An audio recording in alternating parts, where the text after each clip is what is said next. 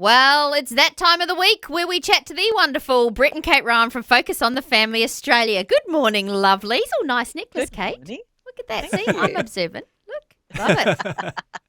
Great to connect with you guys. And we want to talk grandparents today. And I guess, obviously, in the mix of families, we can be very, in our Western culture, thinking very much about just us and maybe just us and our kids. But grandparents can play a very important Huge role, role. can't they, in families?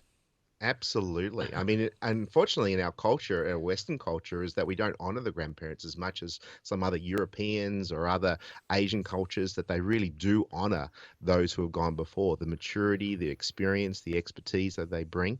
And I think it's, something we need to honor. I mean, catch up with my mother about 2 or 3 times a phone call or a visit per week, and it's just to honor her for her input in my life, but also the honor that she had into my children. And as my father, who passed away a number of years ago, they're really still missing him, and because he deposited something, and that's part of his legacy. Yeah. And that's what we at Focus on the Family are all about, is we want to create a God-honoring legacy. It's not just your children, it's your grandchildren, your great-grandchildren, and your great-great-grandchildren. Yeah, that's so good. So true. It reminds me of something I heard the other day. There was a quote where someone said that was talking about the difference between an inheritance, leaving an inheritance for someone, and leaving a legacy. Like an inheritance is just something that they can, I guess, spend. But a legacy is something that they'll actually, it builds into their life, and it's something that they'll carry with them, for their life, and potentially then pass it on to the next generation as well. And it's a significant difference, isn't it? It is a significant difference. Let's face it, when you're a parent, you're very busy in the moment. But the grandparents have more of a freedom to sit and take time and spend time and give attention, where a parent can be quite pressured if they've got 2, 3, 4 kids. They're very divided. They're busy doing so many other different things. But as you get older and you're now the grandparents, you've got that bit more time. And as Brett was saying, his father was already retired when our children were born. And so he had every hour to give them. Wow. And so, especially for our eldest, we lived with them for a while, for 6 months while we were building.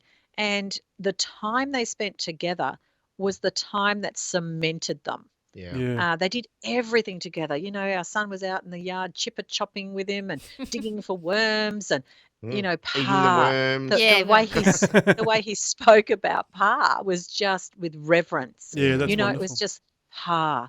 And when he was going through a difficult time as a teenager, he just said, all I want to do is be able to speak to Pa. But I mean, he'd already passed away at that point. So we went to my mother, to his nana, just to be close to her. Wow. That's awesome. That's amazing. him.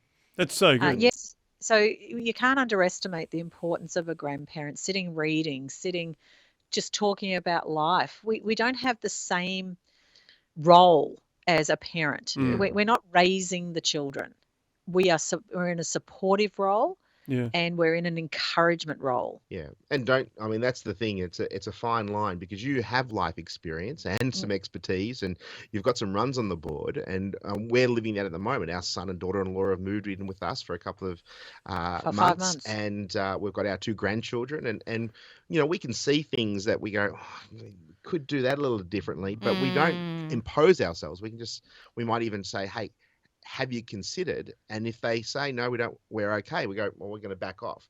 Sometimes parents, or grandparents I should say, can impose themselves, and that causes more friction and more damage to the relationship, rather than just being, as Kate says, you're a support, you're an encourager, you're their number one cheerleader. When they do something well, just continue to praise and reinforce that they're doing a great job, because life is really busy and life does get the better of us at times.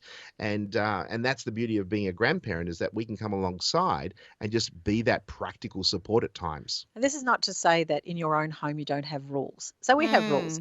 Yeah.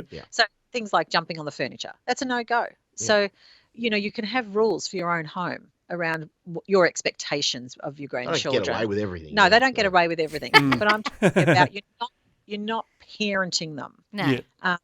And so there is a freedom in that, just to cuddle and read stories and take them on adventures and all of Yeah, those we things. love it. One We thing love it's it. not, and I'm just going to put it out there, grandparents say, so you get to spoil them, give them whatever they want, basically. And I said, well, that's not No. really what grandparenting is about. It's to love on them. Yeah. Because I hear a lot of grandparents will give their grandkids, things that the parents don't want them to have. So junk Yeah. food, for example. So we will say to, our kids, no, mummy and daddy don't want you to eat that. Yeah. So no, we're not going to be Or we doing check in that. on them first. Yes, or we Because it's a check. partnership, coming alongside them and supporting them about, their routines, their sleep time. If it's not happening at their own home, doesn't mean it's going to happen. You want to be able to support them and follow it through, because it's going to make your life a lot easier. But it is a joy, and it's like we often joke about. It's the benefit of not killing your children as they're growing up is to be a grandparent. And there's times when it may be touch and go, but we can safely say we love the title of being nanny and pa. And I'm sure there'll be many other listeners who are enjoying that role. But we also have to acknowledge that there's sometimes relationships have been strained, Yes. and there may be some heartbreaking relationships that you can't spend time with your grandchildren for whatever reason. But that does not mean that they're not in your thoughts.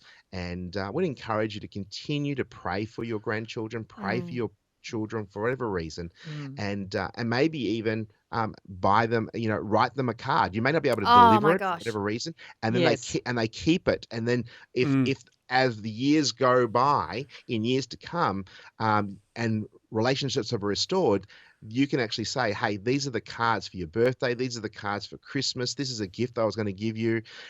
It's letting them know that they are always on your mind. That's wonderful. So true. Yeah. But, I mean, we talk to my parents, but my stepmum, her granny, she sends Michaela parcels with stuff in it, and Michaela just hones out to that letter and keeps it in a clear file, and that's her special Yeah. letter from Granny. Do you know what I mean? Yeah. That makes her day. No Peppa Pig T-shirt or whatever. She's just all about the letters from Granny. Yeah, Yeah. those little things can make all the They difference. can really. Yeah, that's Well, awesome. absolutely. Just letting them know how much you love them, because sometimes I think children can feel like their parents' love can be conditional, on performance, or if they're a good good boy or a good girl or whatever it is. But grandparents' love is unconditional. My grandpa lived with us all our lives, from the time I was born till I was 18, in our home, and it was always you felt unconditional love, That's because lovely. he wasn't the one who was parenting. No. He was the one who was in the support role. And so he was there whether we were upset, whether we were being disobedient.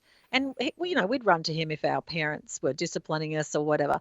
And he'd say, well, they're your parents and they have a job to do. And he'd give us a hug, and so he'd back them.